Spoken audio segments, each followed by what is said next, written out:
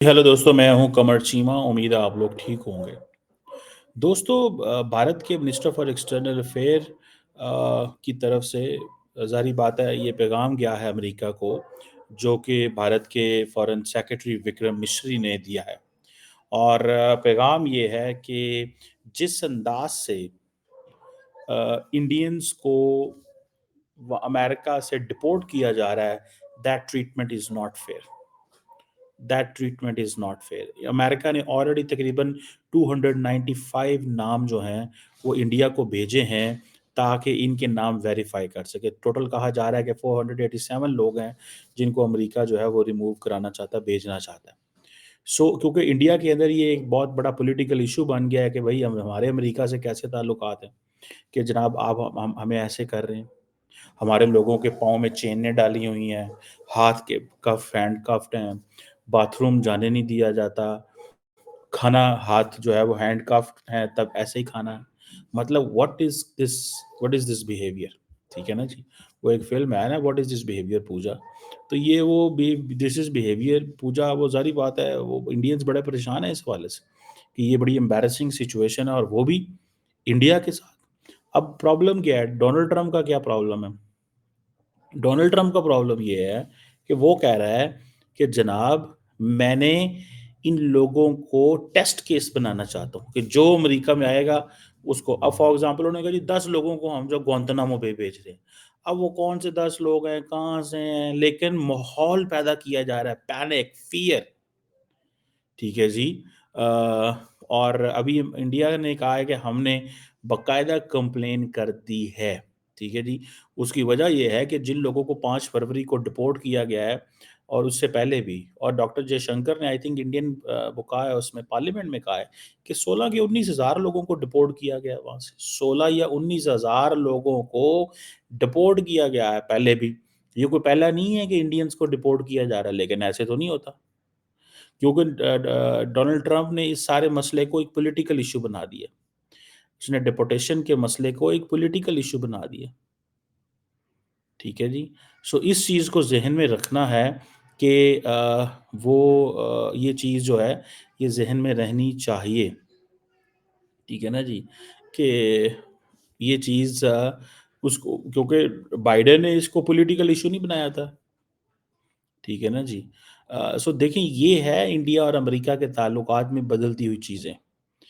Overall India US relations is very strong, लेकिन at the same time Modi साहब जो कि 13 फरवरी को वहाँ पहुँच रहे हैं, वो पब्लिकली स्टेटमेंट देंगे, आप देखिएगा वहाँ पे। अगर वो पब्लिकली स्टेटमेंट नहीं देते, वो मीडिया से इस तरह बात करते हुए वो नहीं बोलते, तो ज़ाहिर बात है उनके ऊपर प्रेशर होगा कि तुम क्यों नहीं बोले। दूसरा हो सकता है मोदी साहब ना बोलें, वो कहेंगे जी हमने बाकी चैनल्स के ज़रिए तो कम्युनिकेट कर दिया है, अभी डोनाल्ड ट्रम्प की जो है ना वो गज़ब को लेने का क्या फ़ायदा? ये चीज़ जो है ये दैट इज़ देयर, इसको थोड़ा-सा ज़ाहिर बात है समझना पड़ेगा। इसको थोड़ा-सा समझना पड़ेगा, इसको थोड़ा-सा देखना पड़ेगा। आज जो एमईए की स्टेटमेंट आई है, ठीक है ना जी? कि जहाँ पे पीएम मोदी जो हैं वो फ्रांस का दौरा या बाकी तो वो सारा करेंगे, लेकिन अमेरिकन्स को सिग्नल दे दिया गया है कि भाई अमेरिका और इंडिया की दोस्ती इस तरह की नहीं है, जिस तरह की सिचुएशन पैदा की जा रही है। ठीक है जी? और अब इंडियंस ने ये एक इंडिया के अंदर पॉलिटिकल इशू हो गया। मैं फॉर एग्ज़ाम्पल सुन रहा था, तरनजीत सिंह सिद्धू जो हैं अमेरिका में इंडिया के एम्बेसडर रहे हैं, वो कहते हैं मैं 2014 से ये कह रहा था कि ये जो इल्लीगल इमिग्रेंट्स हैं इनकी ये जो डिपोर्ट होना है, ये होने ही होने हैं। ठीक है जी। लेकिन कहते हैं लोग बाज़ नहीं आए, लोग इल्लीगल ट्रैवल करते रहे और वहाँ पे लोगों ने साइलेंटली रहना शुरू कर दिया। अब वो ज़ाहिर बात है जिस चीज़ की बात हो रही है वो कह रहे हैं कि एजुकेशन, स्किल डेवलपमेंट इन चीज़ों पे है। बेसिकली जिसे आप कहते हैं ना कि अब आपको पता होगा कि जो पहली मुलाकात के अंदर ही डॉक्टर जयशंकर ने ये कह दिया था कि we are ready to take back these 18,000 illegal Indians from the United States. उसकी लॉजिक क्या थी? उसकी यही लॉजिक थी कि भाई साहब जो होना था हो गया, जैसे होना था हो गया, जो बनना था बन गया, अब इसको ऐसे ही रखें, इसको ऐसे ही रखें और इसको ऐसे ही करें। सो मुझे ऐसे लगता है कि एट वन पॉइंट जो है वो इंडियंस डिप्लोमेटिक तरीके से तो ये बात करेंगे, लेकिन शायद पॉलिटिकल तरीके से बात ना करें। अब इंडिया ने खुद ही बात करना शुरू कर दिया कि इलीगल इमिग्रेशन इंडस्ट्री जो है, इस पे क्रैकडाउन ज़रूरी है। पाकिस्तानी तो पकड़े जाते हैं, वो कैसे पकड़े जाते हैं? वो इस तरह पकड़े जाते हैं बिकॉज़ वो सारे के सारे जाते हैं कश्तियों से। अमेरिका तो नहीं जाते कश्तियों से टू द बोट्स, बाकी जगहों पे वो जाते हैं। अब मुझे पता चला है कि हमारे लोग ऑस्ट्रेलिया भी जा रहे हैं इल्लीगल, और वो कोई नया रास्ता इन्होंने ढूँढा है मलेशिया से। ठीक है ना जी? मलेशिया जाते हैं, मलेशिया से फिर वो अ, आगे बोट्स के ज़रिए या पता नहीं उनके क्या फ़ॉर्मूले होते हैं एंड बाकी और तरीक़ों से, ठीक है जी। अब वो जैसे वो कहते हैं ना कि क्या इंडिया ये अमेरिका को कहेगा कि हाँ जी, हम इतने लोगों को भेज रहे हैं? क्योंकि वो जब यूएस एयर फ़ोर्स का जहाज़ उतरा अमृतसर में, तो उसमें तो बड़े ऑप्टिक्स क्रिएट हो गई, ये किस तरह की बात है, ये क्या हो रहा है, इससे क्या होगा, क्या नहीं होगा? ये देखें, ये ऑप्टिक्स तो क्रिएट होते हैं। ऑप्टिक्स तो क्रिएट होते हैं, लोग तो पूछते हैं, लोग तो नहीं माफ़ करते। एंड देन ऑपोज़िशन, और फिर उन लोगों को इंटरव्यूज़ चलाए गए इंडिया में अंदर। तो वो सारी की सारी वो जो बात है वो मोदी साहब पे आ गई। अब मोदी साहब जो है, ज़ाहिर-सी बात है, वो उसका तो बेचारे का फ्रैंकली स्पीकिंग हुकूमतों का तो कोई कसूर नहीं होता। अगर लोग, अब एक बंदे ने वीज़ा अप्लाई किया, गवर्नमेंट ऑफ इंडिया को क्या पता है कि उसने वीज़ा अप्लाई किया है? वो बंदा वहाँ पे गया, गवर्नमेंट ऑफ इंडिया को क्या पता है कि वो कौन बंदा जा रहा है? रूटीन में ठीक है, रिकॉर्ड तो मेंटेन रह जाता है, बट यू डोंट नो कि कौन वहाँ पे रह जाएगा, कौन वापस आ जाएगा। फॉर एग्ज़ाम्पल मैं हूँ, आई ऑफ़न ट्रैवल, जब मैं कभी बाहर जाता हूँ दुनिया में, तो अब गवर्नमेंट ऑफ पाकिस्तान तो मुझे फैसिलिटेट करेगी, पासपोर्ट दिया, उस पे वीज़ा लगा है, मुझे हेल्प आउट की, मैंने टिकट करवाई, एयरपोर्ट पे इमिग्रेशन कराई, मैं चला गया। बाहर जाके मैं क्या करता हूँ, तो गवर्नमेंट को इससे क्या लेना-देना है, मेरी गवर्नमेंट को? अगर आप वापस आ जाएँगे, you are a good citizen, you are helping the government, you are respecting the government, तो दैट्स फाइन।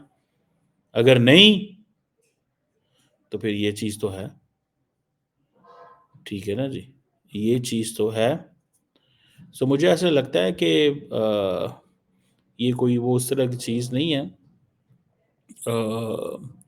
मुझे ज़ाती तौर पे ये महसूस होता है कि जो काम करने की ज़रूरत है, वो यही है कि पाकिस्तानियों को इस तरह की हरकतों में नहीं आना चाहिए, और जो इंडियंस हैं, उनको भी ऐसी चीज़ों में नहीं आना चाहिए। लेकिन क्या करें, फिर लोगों का यार कहते हैं दाल लग गया तो लग गया, और ऊपर से फिर ट्रम्प जैसा बंदा आ जाए, ठीक है जी। अ, तो ये एक इसको आप एक बड़े पैमाने पे देख सकते हैं कि ये क्या होने वाला है। मुझे लगता है कि डोनाल्ड ट्रंप और मोदी साहब की जो नेक्स्ट मुलाकात है, उसमें this is going to be one of the primary agenda जो है ये होगा। या मोदी साहब बिल्कुल अवॉइड कर जाएँगे, फ्रैंकली स्पीकिंग अ, बहुत ज़्यादा अवॉइड कर जाएँगे, छोड़ ही देंगे, पूछेंगे नहीं, या फिर ये है कि वो थोड़ा-सा इसको उठाएँगे टू सेव हिज़ स्किन, और वो ज़ाहिर बात है अपनी आवाम से उन्होंने करना है, और उन्होंने पूछना है कि ये बाइडेन तो नहीं है, ये तो वो है, ट्रम्प है, करो बात, करो बात, क्यों नहीं करके आए बात? अपना मौक़िफ़ दो। आगे करो, हो आगे। तो ये तो फिर चीज़ें चलती हैं, और दूसरा ये है कि देखिए, ट्रम्प इस तरह का बंदा है कि जिसके साथ कनाडा को भी अपनी रीनेगोशिएट करना पड़ रहा है, यूरोप को, ब्रिटानिया को, अमेरिका को, sorry, within the United states, जो सारी की सारी वहाँ पे एलन मस्क के खिलाफ चीज़ें चल रही हैं, यूएस एड बंद कर दो, अमेरिकन डिप्लोमेट्स को ये हो गया, फलान हो गया, ढमकान हो गया, तो वो तबाही मची हुई है भाई। So it's not, so that's why ये चीज़ें, लेकिन इंडिया का मेरा ख़्याल है कि अ, पहले तो इंडिया ने वैसे ही पैगाम भेज दिया था कि हमारे लोगों को वापस भेज दें, हम लेने को तैयार हैं, तो जो फ़्लाइट्स आएँगी, लेकिन इंडिया को जहाज़ भेजने चाहिए थे, फ्रैंकली स्पीकिंग।